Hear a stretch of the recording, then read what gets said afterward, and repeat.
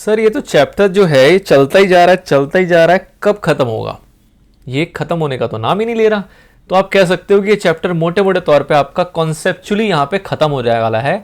मतलब कि जो ये 4 ट्रांजैक्शंस आपको दिख रही हैं जिसको हम special transaction relating to goods कहते हैं, मतलब कि स्पेशल ट्रांजैक्शन हमने पीछे मोटे मोटे तौर पे कवर कर लिए हैं, बट कुछ एक ट्रांजैक्शंस रह जाते हैं जो कि रिलेट करता है किससे? गुड्स से।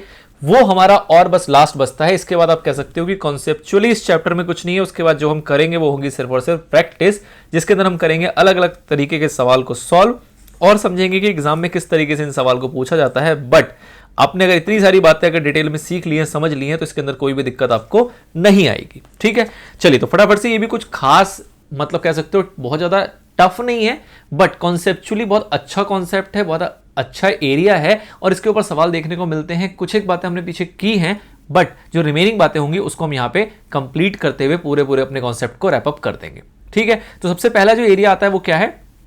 ड्राइंग इन गुड्स। तो आपको ध्यान होगा जब मैंने ड्राइंग का आपको कॉन्सेप्ट बताया था तो मैंने सारे टाइप की ड्राइंग आपको वहीं कवर करा दी थी। बट यहां पे आपको ध्यान देना है कि special transaction relating to goods है, इसका मोटे तौर पे मतलब क्या है कि कभी भी गुड्स में अगर कोई ट्रांजैक्शन होगी तो गुड्स में ट्रांजैक्शन कैसे कैसे हो सकती है, ये हमने स्टार्टिंग में सीखा। कैसे कैसे सर हो सकती है? एक आपका हो सकता है परचेज, ठीक है सर, और परचेज के साथ साथ क्या हो सकता है? Purchase return. दूसरा क्या हो सकता है? Purchase return. तो हम परचेज रिटर्न बेसिकली उसका अपोजिट कर देते हैं। बिल्कुल सर। उसके बाद और क्या हो सकता है? उसके बाद हो सकता है सेल्स, और सेल्स के साथ दूसरा क्या हो सकता है? Sales return. और जो क्लोजिंग में बच जाता है ना सर, उसको आपने बताया था कि उसको हम स्टॉक बोलते हैं। इतनी बातें हमने पीछे गुड्स की सीखी थी। अब यहां पे आपको यह कहा जा रहा है कि अगर कोई गुड्स आपका जो आपने परचेज किया है वो गुड्स अगर आपके पास से जा रहा है for any reason other than sale, for any reason other than sale, तो उस केस में आप क्या करोगे? उस केस में आप परचेज अकाउंट को ही उतने से कम कर दोगे। मतलब सर क्या हुआ कि हम जो सामान खरीदते हैं उसको हम गुड्स बोलते हैं, और जब हम खरीदते हैं तो उसको हम परचेज अकाउंट में लिख के चलते हैं। बिल्कुल सर। और जब हम सेल करते हैं तो ऑब्वियसली अगर हमने कोई गुड्स है जो 100 रुपए का अगर खरीदा था तो उसको हम बेचेंगे कितने का? उसको हम कुछ ना कुछ महंगा करके बेचते होंगे, लेट से 120 रुपए का। लेकिन अगर आपने कुछ गुड्स ऐसे खरीदे थे जिसको आप बेच नहीं रहे हो, मतलब आपका उसके अंदर कोई मुनाफा नहीं है, कोई प्रॉफिट नहीं है, लेकिन गुड्स आपके पास से जा रहा है, सर ऐसे कौन से रीजन होते हैं? ऐसा रीजन होता है कि जब आपका जो प्रोप्राइटर है वो गुड्स घर ले जाए अपने पर्सनल यूज के लिए, ऐसा हो सकता है। दूसरा सर क्या हो सकता है कि आपने गुड्स को बेचा नहीं, लेकिन आपको लगा कि यार मेरे गुड्स जो है ना वो कहीं चैरिटी में काम आ सकते हैं, मतलब कहीं पे कुछ बाढ़ आ गई, कुछ फ्लड आ गई, कोई विपदा आ गई है, उस केस में आपने अपने गुड्स को वहां पे फ्री में चैरिटी में डिस्ट्रीब्यूट कर दिया। ठीक है। और क्या हो सकता है सर कि आपने सोचा कि यार आपके जो गुड्स है, लेट्स से आपने देखा होगा पहले के टाइम पे ऐसा होता था कि कोई भी डिटर्जेंट पाउडर जब लॉन्च होता था तो वो लोग क्या करते थे, उसके 1-2 रुपए के छोटे छोटे पैकेट्स बना के उसको फ्री सैंपल बांटते थे, जस्ट लाइक एडवर्टीजमेंट कि भैया पहले इसको चेक कर लो, आपको अच्छा लगेगा तो आप पूरा का पूरा 1 केजी खरीद लेना, अदरवाइज आप मत खरीदना। तो इस टाइप के अगर आप फ्री सैंपल वगैरह बांट रहे हो अपने गुड्स को, तो वो गुड्स भी आपकी सेल नहीं है, आपने तो मुफ्त में दे दिया, अ काइंड ऑफ एडवर्टीजमेंट है वो। और क्या हो सकता है सर कि आपके गुड्स में आग लग गई, आपके गुड्स की चोरी हो गई, इस टाइप की चीज हो सकती है, तो उसके इसमें भी आपका गुड्स कम हो रहा है। मतलब कि there are many other reasons जब आपके गुड्स जो है वो कम होते हैं लेकिन वो सेल नहीं होती, उसके बदले आपको पैसे नहीं मिलते हैं। तो उन ट्रांजैक्शंस को कैसे डील करना है वो हमें यहां पे सीखना है। ठीक है, ये मोटा मोटा बात आपको समझ में आ गई कि भैया गुड्स की ट्रांजैक्शंस को हम इन तरीके से सीख के चलते हैं, बट कोई ऐसा रीजन जहां पे आपकी जो गुड्स हैं वो आपके कम हो रहे हो बट उसका कारण सेल नहीं है, तो उन ट्रांजैक्शन में क्या करते हैं? तो हमने क्या देखा यहां पे कि सर जब हम परचेज करते हैं ना तो हम परचेज अकाउंट में उसको डाल देते हैं, मतलब परचेज अकाउंट आप बढ़ा देते हो। आपने पहले 1 लाख का माल खरीदा, परचेज अकाउंट डेबिट, फिर आपने 50,000 का और माल खरीदा, परचेज अकाउंट फिर से डेबिट, मतलब परचेज अकाउंट को आप डेबिट में ऐड करते हुए चल रहे हो, एक तरीके से इकट्ठा कर रहे हो अपने गुड्स को परचेज अकाउंट के अंदर। ठीक है। अब जब गुड्स आपके पास से जाएगा और सेल का कारण नहीं है तो उस केस में हम बोलते हैं कि ऐसे सिचुएशन में आप क्रेडिट किसको करोगे? आप क्रेडिट करोगे परचेज अकाउंट को। कौन से सिचुएशन में? इन सभी सिचुएशन में। इन सभी सिचुएशन में आप क्रेडिट किसको करोगे? परचेज अकाउंट को। क्यों? क्योंकि आपका गुड्स कम हो रहा है और उसके बदले आपको पैसे नहीं मिलेंगे, सेल नहीं है। गुड्स कम हो रहा है तो हमको क्रेडिट किसी ना किसी चीज को तो करना पड़ेगा। अब किसको क्रेडिट करें? तो जब गुड्स आया था तो हमने डेबिट किसको किया था? परचेज अकाउंट को। तो इसलिए जब गुड्स जा रहा है तो क्रेडिट भी किसको करेंगे? परचेज अकाउंट को। आई होप इतनी बात समझ में आती है। गुड्स खरीदा, परचेज अकाउंट डेबिट किया, सेल करते हैं तो सेल अकाउंट क्रेडिट करते हैं, अलग बात है। परचेज रिटर्न होता है वो भी अलग बात है। बट अब यहां पे कह रहे हैं कि ऐसी सिचुएशन नहीं है जो हमने पहले सीखी हुई है, इसके अलावा, इन चारों के अलावा अगर किसी कारण के वजह से आपकी गुड्स में गिरावट आ रही है, गुड्स आपके कम हो रहे हैं, तो उसको हम कह रहे हैं कि भैया अगर कम करना है तो परचेज अकाउंट में आपने बढ़ाया था, डेबिट किया था, तो अब परचेज अकाउंट को ही आप क्रेडिट कर देना, तो उतने से गुड्स आपका कम हो जाएगा। पहला एग्जांपल है ड्राइंग का। तो ड्राइंग की आपकी एंट्री क्या होती है कि कोई भी ड्राइंग है तो वो आप उसके कैपिटल से माइनस करते हो, मतलब उसको आप डेबिट कर देते हो। ड्राइंग अकाउंट डेबिट, कैपिटल का क्रेडिट बैलेंस होता है, आपको कैपिटल कम करना है इसलिए आप ड्राइंग में डेबिट बैलेंस में दिखाते हो। 2, जो आपके पास से जा रहा है, अगर वो कैश लेके जाता है तो हम कैश लिखते हैं, बैंक से पैसा लेके गया तो बैंक लिखते हैं। यहां पे वो गुड्स लेके जा रहा है तो आप क्या लिखोगे, परचेज अकाउंट। ये हम ऑल्दो पहले सीख चुके हैं ड्राइंग वाले एरिया में, ठीक है। तो यहां भी आपका गुड्स कम हो रहा है तो गुड्स को आपको क्रेडिट करना पड़ेगा, क्योंकि गुड्स आपका एक प्रकार का एसेट है, और debit what comes in, credit what goes out. तो गुड्स आपका जा रहा है, आप परचेज अकाउंट से उसको क्रेडिट कर दोगे। इसको आप ऐसे भी समझ सकते हो कि जब गुड्स आया था तो परचेज अकाउंट में आपने डेबिट किया था, अब गुड्स जा रहा है, सेल उसका रीजन नहीं है, और कोई भी रीजन हो तो उसमें आप परचेज अकाउंट को क्रेडिट करते हो, इसलिए हम परचेज अकाउंट यहां पे क्रेडिट कर देंगे। नरेशन लिखेंगे, being goods withdrawn by the proprietor, as simple as that. I don't think so कोई दिक्कत है यहां पे।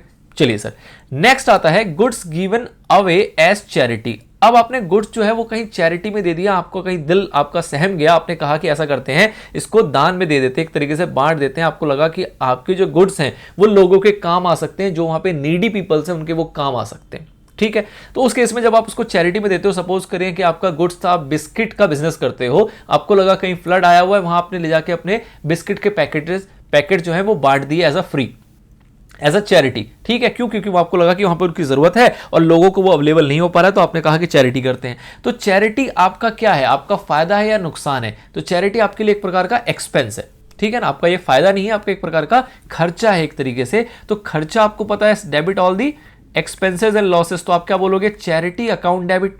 चैरिटी का एक अकाउंट खोलेंगे, हम बोलेंगे charity account debit, debit all the expenses and losses. और 2, अल्टीमेटली आपके पास से जा क्या रहा है, तो आपके पास से गुड्स जा रहा है और जाने का रीजन सेल नहीं है, तो आप क्रेडिट किसको करोगे, परचेज अकाउंट को, जो रूल हमारा यहां बना था।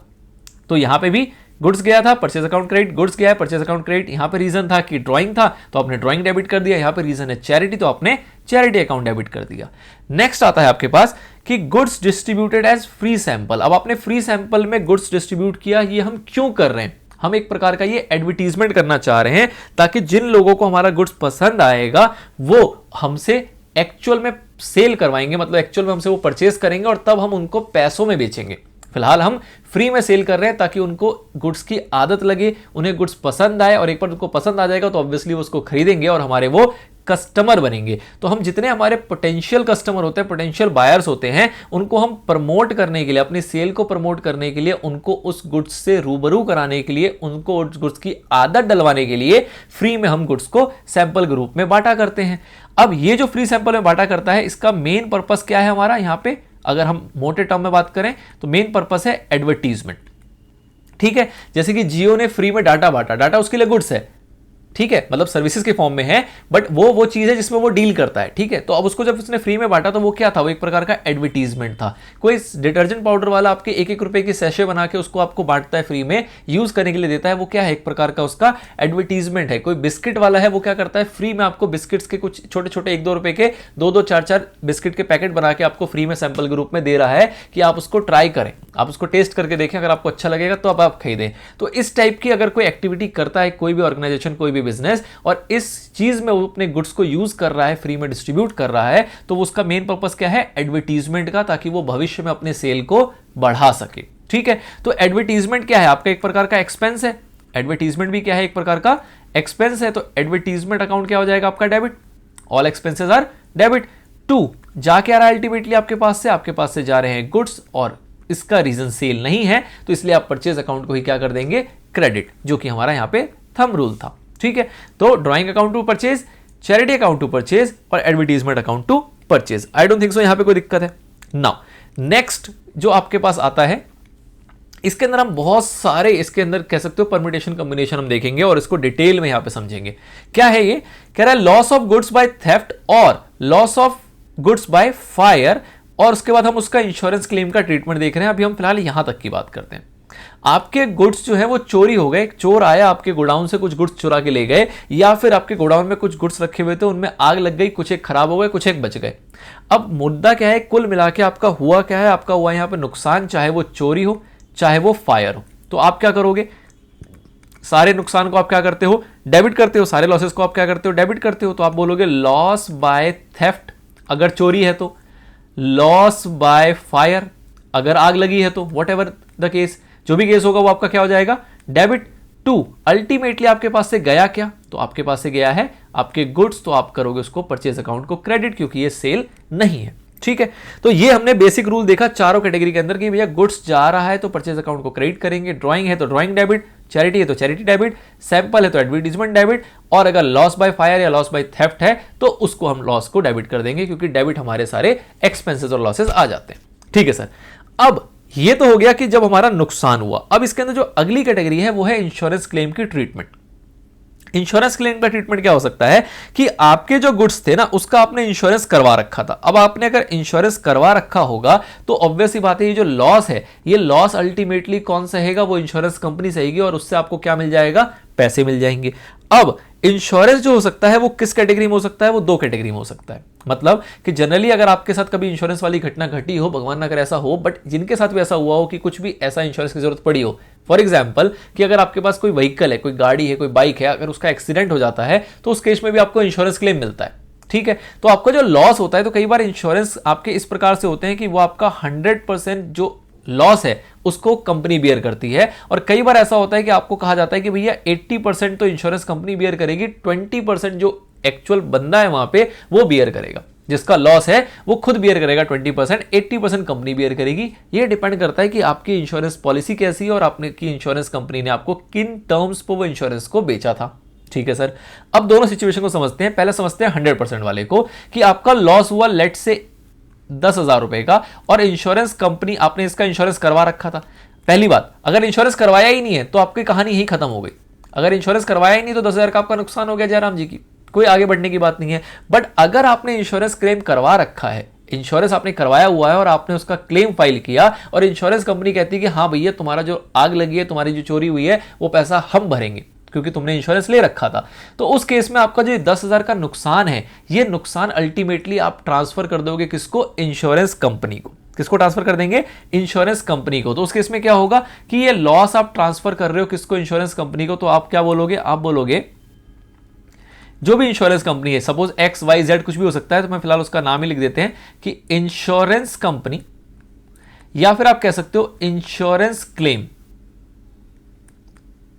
Insurance claim account debit to loss by, मैं फायर वर्ड यूज कर रहा हूं, थेफ्ट होगा तो थेफ्ट वर्ड यूज कर लोगे, कोई दिक्कत वाली बात नहीं है। मतलब ये 10,000 रुपए का जो खर्चा था, 10,000 रुपए का जो आपका नुकसान हुआ था, वो 10,000 रुपए का आपने रिकवरेबल खड़ा कर दिया किसके लिए, इंश्योरेंस कंपनी से। मतलब आपने उसको डेबिट कर दिया। इसका मतलब क्या हो गया कि आप 10,000 रुपए का क्लेम है जो कि आप लोगे किससे, इंश्योरेंस कंपनी से। तो इंश्योरेंस क्लेम डेबिट, कि 10,000 रुपए का आपका क्या हो गया, राइट क्रिएट हो गया, आपका एक एसेट बन गया कि 10,000 रुपए आपको इंश्योरेंस कंपनी से लेना है। किसके बिहाफ पे, ये लॉस के बिहाफ पे। तो आपने अपने लॉस को कैंसिल कर दिया, लॉस डेबिट था उसको आपने क्रेडिट करके उसको आपने कैंसिल कर दिया, नॉक ऑफ कर दिया कि भैया ये नुकसान मेरा तो था, बट ये नुकसान अब किसका बन गया, इंश्योरेंस कंपनी का बन गया। ठीक है, अब जब कल को इंश्योरेंस कंपनी इसका पैसा देगी आपको एक्चुअल में क्या मिलेगा, आपको पैसा मिलेगा, और पैसा जो आपको मिलेगा तब आप क्या एंट्री करोगे, आप बोलोगे bank account debit, bank account debit to, अगर आपने इंश्योरेंस कंपनी लिखा था तो इंश्योरेंस कंपनी लिखोगे,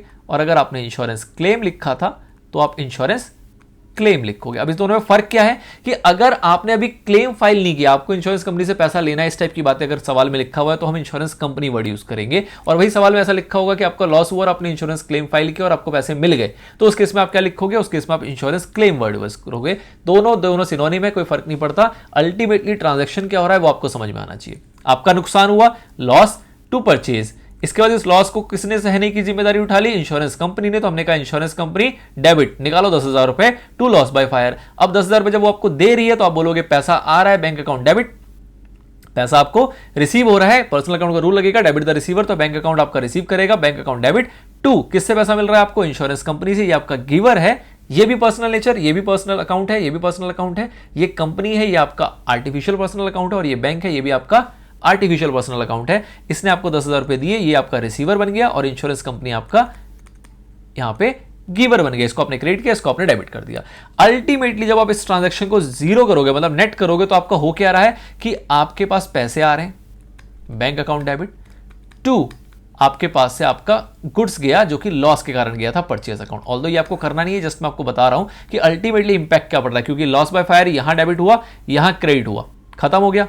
इंश्योरेंस कंपनी यहां डेबिट हुआ और यहां क्रेडिट हुआ, ये भी खत्म हो गया। अल्टीमेटली बचा क्या, परचेज क्रेडिट में और बैंक डेबिट में। तो ये आपका अल्टीमेटली इसके अंदर बच रहा है, ठीक है। ऑल्दो हमें इसके ऊपर जाने की आवश्यकता नहीं है, हमें यही स्टेप वाइज एंट्री करनी पड़ेगी। पहले जब नुकसान होगा तब उसकी एंट्री, अगर इंश्योरेंस कंपनी से हमने कोई इंश्योरेंस करवा रखा है, उसका कोई क्लेम बनता है तो उस क्लेम की एंट्री, और उसके बाद जब हमें पैसा मिलेगा तो उस पैसा मिलने की एंट्री, ठीक है सर। अब अगर आप इसके अंदर मान के चलिए कि आपने जो इंश्योरेंस करवाया है उसके अंदर जो आपका नुकसान हुआ, उस नुकसान के अंदर से कंपनी जो है वो कहती है हम 80% ही भरपाई करेंगे, 80% ज्यादा हम भरपाई नहीं करेंगे। हम जो आपको पैसा देंगे वो सिर्फ और सिर्फ कितना देंगे, 80% देंगे, उसके अलावा हम आपको पैसा नहीं देंगे। तो अगर उसके अलावा आपको पैसे नहीं मिलेगा तो उसका आप क्या एंट्री करोगे? तो मतलब आपको यहां पे जो पैसा मिलना है वो कितना मिलना है, 80%। आपका नुकसान हुआ 10,000, इंश्योरेंस कंपनी से आपको कितना मिलेगा, 80%। तो आप ये एंट्री तो करोगे, लेकिन कितने से, 8,000 रुपए से, ठीक है सर। और ये वाली एंट्री भी तो करोगे, लेकिन कितने से, 8,000 रुपए से। तो अल्टीमेटली अब जब आप इसको नेट करोगे तो आपकी क्या एंट्री निकलेगी, आपको निकलेगी एंट्री बैंक अकाउंट डेबिट, कितने से, 8,000 रुपए से। लॉस बाय फायर जो है ना वो आपका डेबिट हुआ था 10,000 रुपए से, क्रेडिट हो रहा है सिर्फ 8,000 रुपए से, मतलब 2,000 रुपए का लॉस आपका है, वो अभी भी बचा हुआ है। लॉस बाय फायर डेबिट कितने से, 2,000 रुपए से, और अल्टीमेटली जो आपका गुड्स गया था वो कितने का गया था, 10,000 रुपए का। परचेज अकाउंट कितने से क्रेडिट होगा, 10,000 रुपए से, ठीक है। तो 8,000 का आपको पैसा मिल गया, लेकिन 2,000 रुपए का आपका नुकसान वहां पे हुआ, क्योंकि वो इंश्योरेंस कंपनी ने उसकी भरपाई नहीं करी है। तो उस केस में उसकी एंट्री ये हो जाएगी, ठीक है। इसको कुछ लोग ऐसे भी करते हैं कि वो कहते हैं कि भैया इस लॉस बाय फायर को ना हम प्रॉफिट एंड लॉस अकाउंट में लेके जाएंगे, उसकी एक अलग से एंट्री करेंगे। वो मैं बहुत ज्यादा इंपॉर्टेंट समझता नहीं हूं, और फिलहाल मैं उतना कॉम्प्लेक्स आपको करना नहीं चाह रहा हूं। जब हम सवाल में घुसेंगे, अगर उसकी जरूरत दिखी किसी सवाल में तो मैं आपको अलग से करवा दूंगा, बट फिलहाल उस कॉम्प्लेक्सिटी में नहीं जाना। अगर आपने कहीं देखा है कि इस लॉस को लोग प्रॉफिट एंड लॉस अकाउंट में ट्रांसफर करने की भी एंट्री करके दिखाते हैं, वो तो कोई भी खर्चा है या कोई भी नुकसान है तो प्रॉफिट एंड लॉस अकाउंट में ट्रांसफर होता ही है, उसकी अलग से एंट्री फिलहाल करने की कोई आवश्यकता नहीं बचती है। आपको बस इतना ध्यान रखना है कि जितना आपको पैसा मिल जाएगा वो आपको पैसा मिल गया, जितना पैसा आपको नहीं मिला वो आपका नुकसान है, ठीक है। तो ये हो गई आपकी इंश्योरेंस रिलेटेड कि जब हमारी आग लगती है तो वो एंट्री तो हमें क्लियर है, ये वाली एंट्री होगी। लेकिन जब उसका क्लेम मिलता है तो क्लेम मिलने की एंट्री होगी। अगर पूरा क्लेम मिल रहा है तो पूरे से एंट्री करेंगे और पूरा पैसा रिसीव होगा। अगर पार्शियल क्लेम मिल रहा है तो पार्शियल क्लेम से आप एंट्री करोगे और पार्शियल क्लेम आपको रिसीव होगा बैंक में। रिमेनिंग जो डिफरेंस होगा वो आपका लॉस रह जाएगा, जो कि आपको यहां पे दिख रहा है, ठीक है सर। अच्छा, इस वाली एंट्री को लोग अलग अलग वैरायटी से कर सकते हैं। सर अलग अलग वैरायटी से कैसे कर सकते हैं, एक आधा वैरायटी हमें भी बताओ। ये जब आपका लॉस हुआ, अगर लॉस के वक्त ही आपको पता था कि आपको इंश्योरेंस कंपनी से पैसा मिलेगा तो आप इन दोनों एंट्री को मर्ज कर देते हैं कई जगह पे। देखो ये सारी मर्जिंग वगैरह ना सिचुएशन पर डिपेंड करती है, सवाल किस तरीके से आया उस पर डिपेंड करती है। This is the longest procedure जो हमें पता होना चाहिए। शॉर्ट करना तो चुटकी भर का काम है, उसमें कोई बड़ी वाली बात नहीं है, बट हमें अगर लॉन्गेस्ट प्रोसीजर पता है कि कितने टुकड़ों में उस ट्रांजेक्शन को एंटर किया जा सकता है, अगर वो पता है तो शॉर्ट तो हम कर ही लेंगे। जैसे इस 3 ट्रांजेक्शन को आप एक भी बना सकते हो, बट क्या नंबर मिलेगा इसका? बिल्कुल नहीं मिलेगा। आपको नंबर इन तीनों ट्रांजैक्शंस के मिलेंगे। आपकी पूरी अंडरस्टैंडिंग इससे दिख रही है, ना कि इससे दिख रही है, ठीक है। बट स्टिल कहीं कहीं आप देखें तो आप कंफ्यूज ना हो, इसलिए मैं थोड़ा सा आपको इसको एक और एंगल से बता देता हूं कि जब लॉस होता है और पार्शियल क्लेम मिलने की बात होती है तो उस केस में ये फर्स्ट और सेकंड को लोग मर्ज करते हैं और एक एंट्री बनाते हैं। क्या कि आपको जितना क्लेम मिल जाएगा उसको आप लिखते हो इंश्योरेंस कंपनी डेबिट, कितने से, लेट से 8,000 रुपए। जो आपका लॉस है जो इंश्योरेंस कंपनी दे ही देगी उसको आप लिखते हो लॉस बाय फायर है, लॉस बाय थेफ्ट डेबिट 2,000 रुपए, और 2 आप लिखते हो किससे, परचेज अकाउंट कितने से, 10,000 रुपए से। और जब अगली एंट्री आपको रिसीव होगी तो आप क्या करोगे, bank account debit to insurance company कितना, 8,000 रुपए, जो कि हमने यहां पे किया, ठीक है। इसमें हमने क्या किया, ये पहली और दूसरी एंट्री को जोड़ दिया, ठीक है। कुछ लोग इन दोनों एंट्री को जोड़ देंगे, कुछ लोग तीनों को जोड़ देंगे, तो आपकी ये वाली एंट्री निकल के आएगी। My point is and my recommendation is कि नेवर मर्ज मल्टीपल एंट्रीज टुगेदर। क्यों? क्योंकि उससे आपकी ट्रांजैक्शन की रिफ्लेक्शन खत्म हो जाती है। इससे आपको क्लियरली रिफ्लेक्ट हो रहा है कि ये लॉस की एंट्री हुई, ये हमने क्लेम बुक किया, कितना क्लेम अपने को मिलेगा, और ये अल्टीमेटली हमें वो क्लेम रिसीव हो गया। तो यहां पे आपके टुकड़े में सारी ट्रांजैक्शंस क्लियरली दिख रही है, and this is your full marks answer. आप किसी भी तरीके से इसको अगर मर्ज करने की कोशिश करेंगे तो आपके आंसर के सही होगा आंसर, बट मार्किंग के अंदर कहा जाए तो उसके अंदर मार्क्स कटने के आपके ऑप्शंस छूट जाते हैं। बट अगर आप फुल्ली उसको रिप्रेजेंट करके आएंगे, सारी ट्रांजैक्शंस आपकी सेपरेटली रिफ्लेक्ट हो रही होगी, तो आपने यहां पे कोई शॉर्टकट नहीं अपनाया, तो जो आपको मार्क्स देगा वो भी कोई शॉर्टकट नहीं अपनाएगा और आपको पूरे के पूरे मार्क्स देके चलेगा वहां पे। ठीक है सर, तो this is all the special transaction relating to goods. इस जगह पे, इस पोजीशन पे आप पूरी तरीके से जनरल एंट्रीज का चैप्टर समझ चुके हैं और जनरल एंट्री से रिलेटेड सारे सवाल करने के लिए आप पूर्णतः योग्य हैं। आगे जो हम सवाल सीखेंगे, समझेंगे, क्वेश्चन आंसर्स की प्रैक्टिस करेंगे, उसमें आप पाएंगे कि अगर आपने यहां तक की बातें डिटेल में सुनी हुई है, समझी हुई है, रट्टा नहीं मारा हुआ, अंडरस्टैंडिंग डेवलप की है, जितनी बातें आपको जिस तरीके से मैंने समझाया उस तरीके से आपने अपने दिमाग में उसको उतारा हुआ है, तो आपको किसी भी एक भी सिंगल क्वेश्चन में कोई दिक्कत नहीं आएगी। इवन यहां के बाद से आप खुद ही अगर क्वेश्चन सॉल्व करने बैठेंगे तो आप सारे क्वेश्चन को अच्छे से सॉल्व कर पाएंगे। किसी भी क्वेश्चन के अंदर आपको कोई दिक्कत नहीं आएगी, किसी की हेल्प की आवश्यकता नहीं, आप 100% क्वेश्चंस अच्छे से अटेम्प्ट कर सकते हैं। बट स्टिल आपकी प्रैक्टिस के लिए और आपके कॉन्फिडेंस को और बूस्ट करने के लिए मैं आगे के क्वेश्चंस को भी प्रैक्टिस आपको कराऊंगा। थोड़ा सा फास्ट हो सकता है, थोड़ा सा आपकी अंडरस्टैंडिंग पे भरोसा करते हुए थोड़ा सा क्विक मैनर में करेंगे, क्योंकि टाइम वेस्ट करना हमारा पर्पस नहीं है। पर्पस है कि अच्छे से चीजों को समझना, एग्जाम में अच्छा अटेम्प्ट करना और बहुत ही रॉकिंग मार्क्स लेके आना। ठीक है, तो वो हम करेंगे, हम उसको छोड़ेंगे नहीं। बट मेरे कहने का मतलब है कि यहां तक के कॉन्सेप्ट से आप इतने तरीके से रेडी हो चुके हैं कि आप किसी भी किताब के कोई भी सवाल को उठा सकते हैं और जनरल एंट्रीज का क्वेश्चन आप अटेम्प्ट करेंगे और आपको कोई भी सवाल में, किसी भी ट्रांजैक्शन की जनरल एंट्री पास करने में कोई भी दिक्कत परेशानी देखने को नहीं मिलेगी। ठीक है सर, चलिए तो यहां तक की बातों को यहां तक रखते हैं और लेते हैं एक अल्प विराम। बाकी बात करेंगे हम आने वाले पार्ट्स में।